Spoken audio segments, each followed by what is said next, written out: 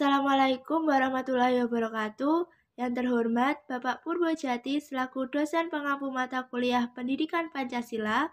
Perkenalkan, nama saya Dewi Rahmawati dengan NIM 22030214040.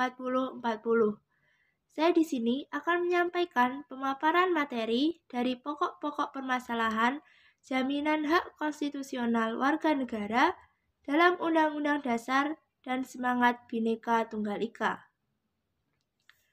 Hak konstitusional adalah seperangkat hak bagi warga negara yang disepakati, diatur, dijamin pemenuhannya berdasarkan konstitusi negara. Hak konstitusi menurut Undang-Undang Dasar 1945 meliputi 1. State responsibility atau tanggung jawab, yang artinya negara memiliki tanggung jawab melindungi segenap bangsa, memajukan kesejahteraan umum, mencerdaskan kehidupan bangsa, serta ikut melaksanakan ketertiban dunia yang terkandung dalam alinea keempat Pancasila dan diimplementasikan dalam pasal 34 ayat 1 yang berbunyi fakir miskin dan anak-anak yang terlantar dipelihara oleh negara, dan pasal 33 ayat 3 yang berbunyi bumi dan air serta kekayaan alam yang terkandung di dalamnya dikuasai oleh negara dan dipergunakan untuk sebagai besarnya kemakmuran rakyat. 2.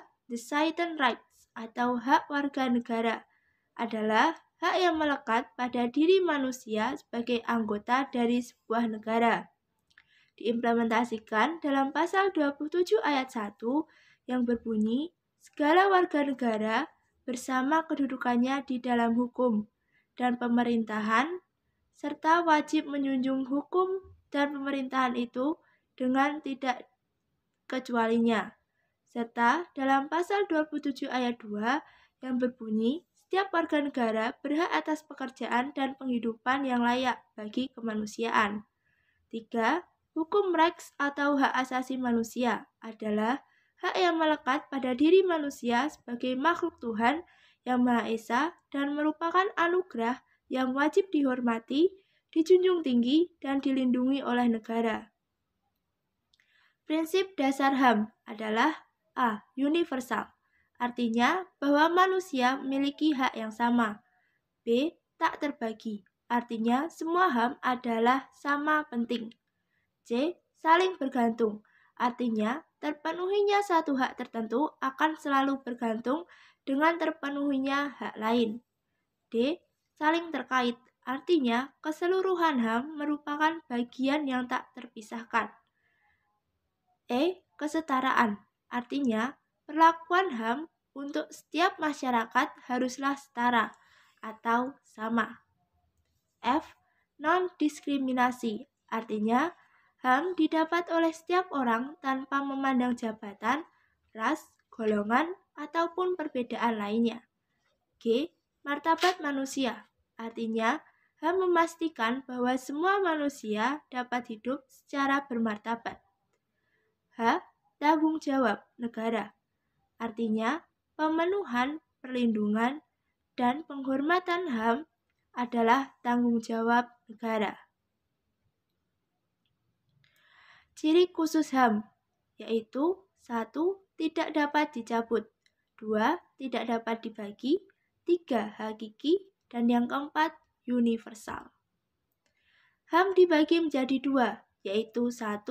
Non-derogable right, artinya hak yang mencangkup dalam hak sipil dan politik yang harus dipenuhi oleh negara, meliputi hak untuk hidup, hak untuk tidak disiksa, hak beragama, hak kemerdekaan pikiran dan hati nurani, serta hak untuk tidak diperbudak, yang termuat dalam pasal 28I ayat 1 UUD 1945.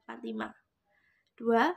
Derogable rights, artinya hak yang masih dapat dikurangi atau dibatasi pemenuhannya oleh negara, meliputi hak kebebasan berkumpul secara damai serta hak atas kebebasan berserikat yang terdapat dalam pasal 28C ayat 2 UUD 1945.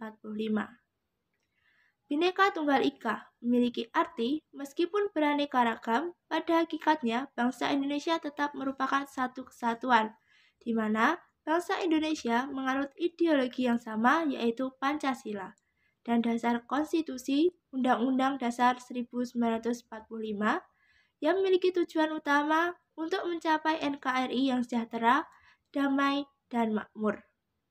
Untuk mencapai tujuan itu, maka diperlukan perlindungan terhadap hak konstitusional warga negara dengan semangat Bhinneka Tunggal Ika, yaitu dengan dasar hukum HAM yang sudah diatur dalam UUD 1945, instrumen hukum internasional dalam bidang HAM, serta lembaga institusi penegak HAM.